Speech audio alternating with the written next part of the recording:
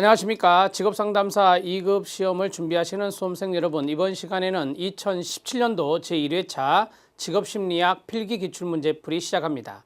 20문제인데요. 어려운 문제도 있습니다. 그러나 쉬운 문제가 더 많이 보인다는 것을 미리 말씀드립니다. 새로운 패턴의 문제가 등장하고 있다는 것은 직업상담학에서도 말씀을 드렸고요.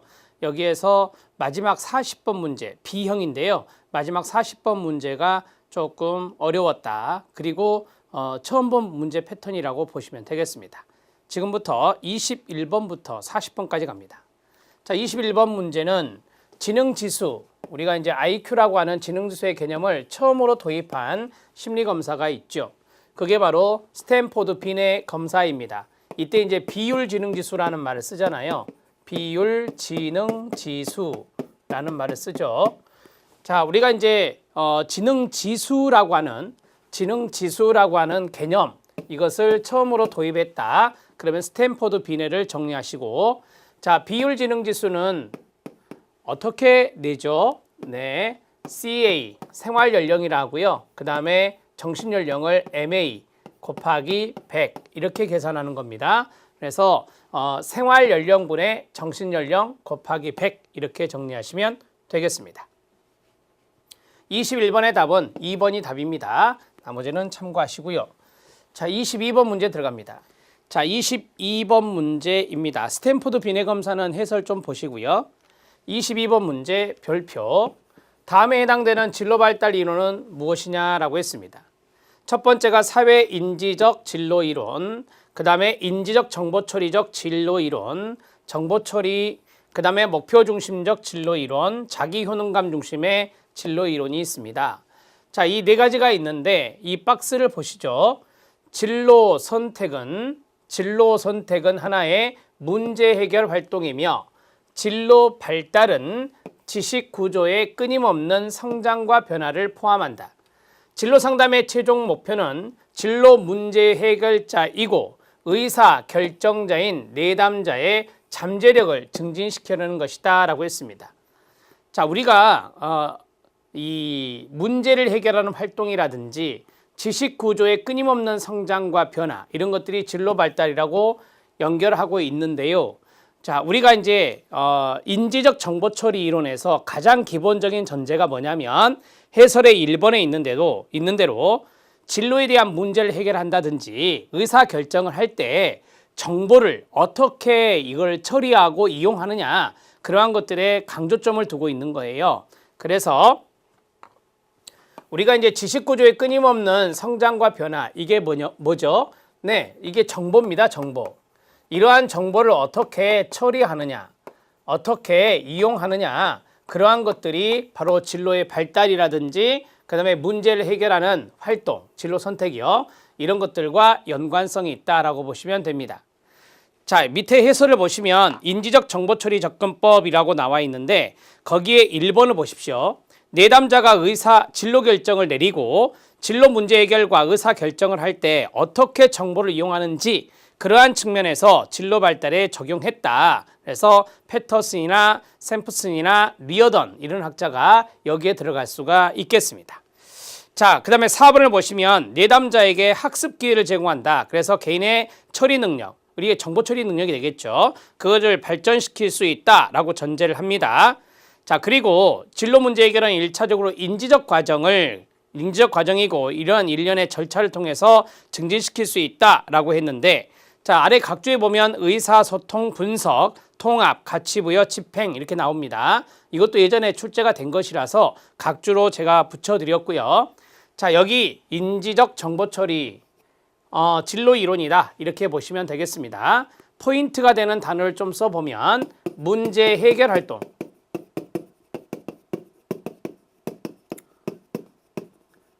자, 그 다음에 진로 선택, 그 다음에 진로의 발달, 진로 선택, 진로의 발달,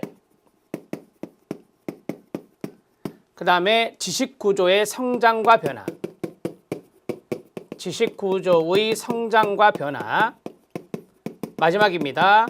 마지막은 잠재력 증진입니다. 내담자의 잠재력 증진.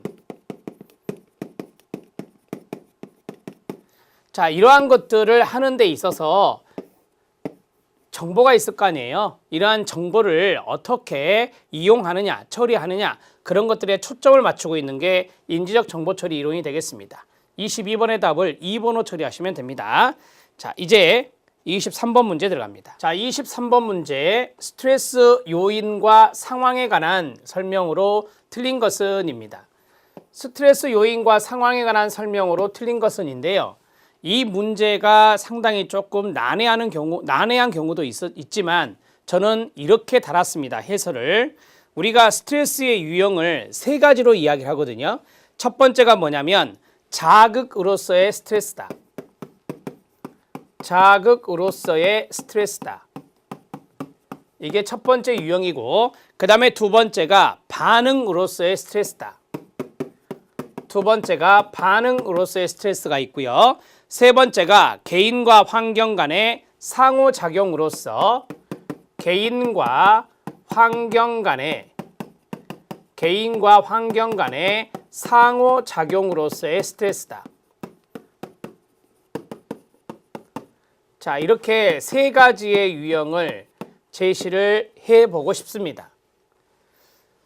문제를 다시 보시면 스트레스 요인과 상황에 관한 설명이잖아요. 상황적인 측면이 나왔어요. 그러면 여기 세 가지 중에 상황적인 측면은 바로 이거예요. 개인과 환경 간의 상호작용, 이게 바로 상황과 연관성이 있다. 상황 요인과 연관성이 있다라고 보시면 되겠습니다. 그런데 그 내용이 아닌 걸 찾아라 라고 했는데요.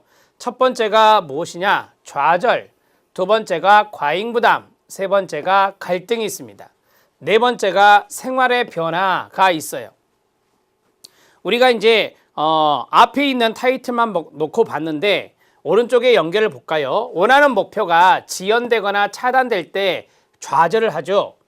자, 원하는 목표가 있는데 상황의 문제 때문에 지연되고 차단되었다면 좌절을 경험하고 스트레스가 나타나죠. 그 다음에 개인의 능력을 벗어난 일이나 요구예요. 이것도 상황이죠. 내 능력이 있는데 내 능력을 벗어난 겁니다. 벗어난 일이나 요구다. 그럼 과잉부담이 돼요. 그래서 스트레스가 옵니다. 자, 지금 다 상황적인 부분이에요. 두 가지의 긍정적인 일들이 갈등을 일으켰다라고 했어요. 두 가지의 긍정적인 일, 그러니까 일이라고 하는 것은 나에게 상황적인, 환경적인 측면이거든요. 자, 이런 것들이 바로 여기 3번에 해당되는 부분이다. 이렇게 보시면 되고요. 생활의 변화가 있어요.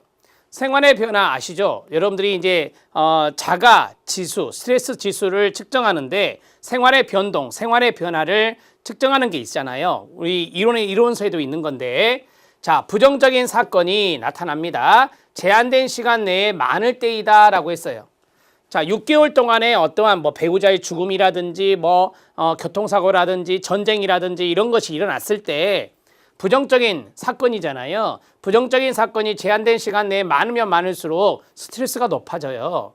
그런데 여기에서 부정적인 사건이 제한된 시간 내에 많을 때 이거는 자극으로서의 스트레스가 돼요. 부정적인 사건이 자극으로 들어온 거예요. 그래서 이거는 자극으로서의 스트레스다. 자극으로서의 스트레스다. 이렇게 이제 정리를 할 수가 있습니다. 이 문제의 요점은 뭐냐면 지금 문제에서는 상황을 가지고 이야기를 했단 말이에요. 상황.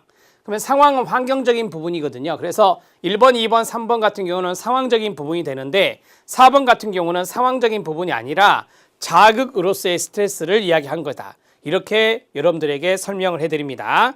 자, 그러면 23번에 틀린 것은 4번이 잘못됐다. 이렇게 정리를 하시면 될 것 같아요.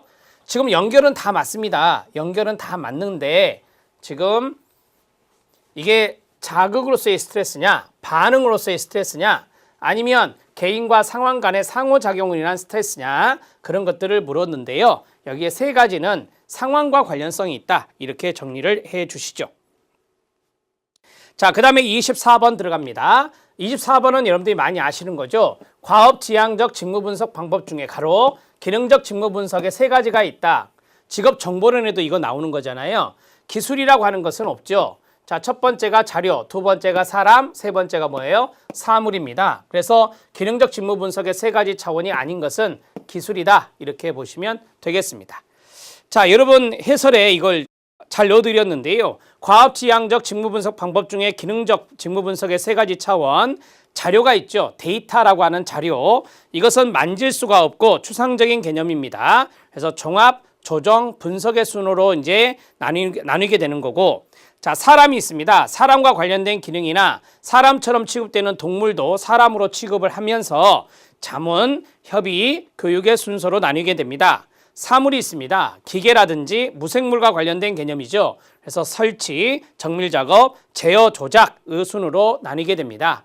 자, 이거는 직업정보론에서도 말씀을 많이 들었을 거예요. 그래서 자료, 사람, 사물이 중요한 기능적 직무 분석의 세 가지 차원이다. 이렇게 정리하시기 바랍니다.